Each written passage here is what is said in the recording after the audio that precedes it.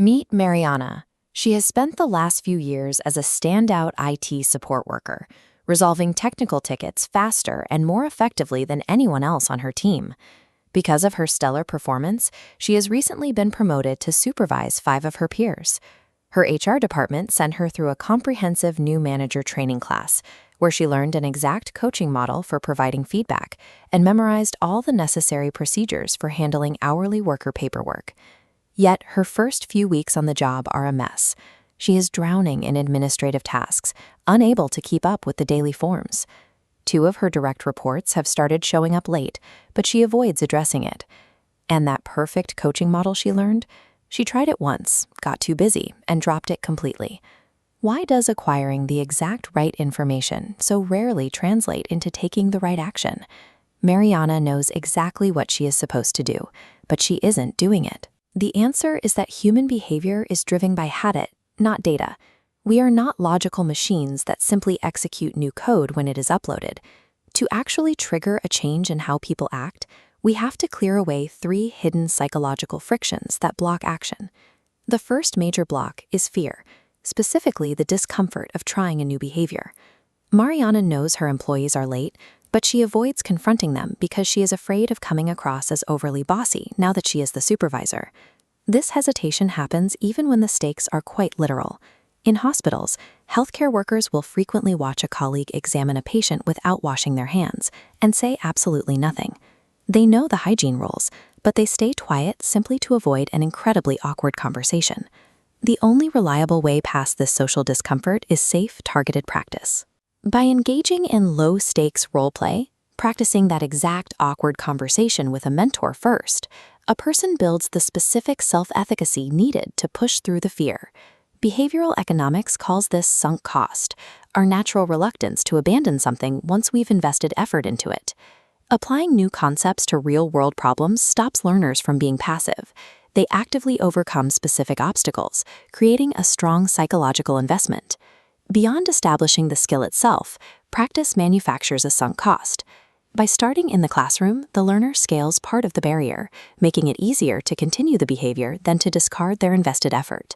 This brings us to the second barrier. When a company rolls out a new process, who do employees actually trust to validate that information? A mandate from the CEO might look official, but it rarely changes daily behavior. We are much more likely to listen to the veteran coworker in the next cubicle. It is exactly how we shop online. You don't buy a book because the publisher's blurb insists the author is a genius. You buy it because 19 average readers left a 5-star review. The middle school drug prevention program, Project Alert, uses this exact dynamic. Instead of relying on adult authority figures, they bring in high school students to talk about making good choices. For a 13-year-old, a teenager's experience often feels more relevant and persuasive than an adult's lecture. In corporate learning design, we have to actively surface these peer success stories to create social proof for a new initiative. We need to identify the influential opinion leaders in an organization and let them champion the process. This image shows an internet page displaying Green Initiative success stories. Notice how it highlights specific employees reducing paper use or setting up community recycling.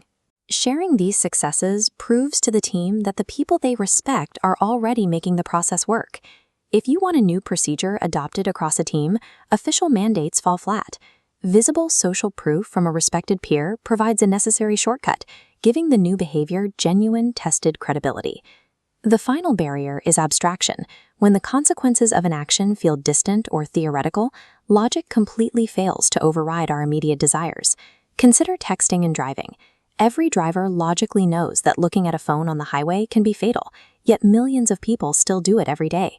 The gap between knowing the rule and actually following it in the moment is enormous. The New York Times tried to address this by building an interactive game that tested a user's reaction time while typing on a keyboard. But tapping keys on a computer is low impact and abstract. It does not target the primal brain. Compare that to a public safety campaign by the Gwent police force. They produced a video showing teenage girls in a car.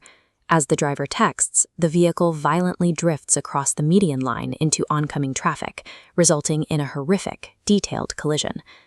Breaking deeply ingrained, habit-driven behaviors often requires bypassing logic entirely. To pull someone off an automated path, you have to deliver a direct, visceral experience that they will actually remember the next time they are tempted to slip up. Let's look at Mariana again, but this time we will reimagine her management onboarding. Instead of handing her a dense binder of HR theory, we apply these 3 principles to break down her psychological frictions. First, she shadows a veteran manager to see the coaching model used successfully, providing immediate social proof. Then she engages in the low-stakes role-play, practicing how to gently but firmly confront her late employees to build her self-efficacy. Finally, she spends her training time mapping out the actual paperwork for her specific department. By solving her own problems in the classroom, she builds a sunk cost that has her ready for action on day 1. Effective training has to stop treating people like perfect logical robots. If we want to see real results, we must start designing for messy, emotional, habit-driven humans.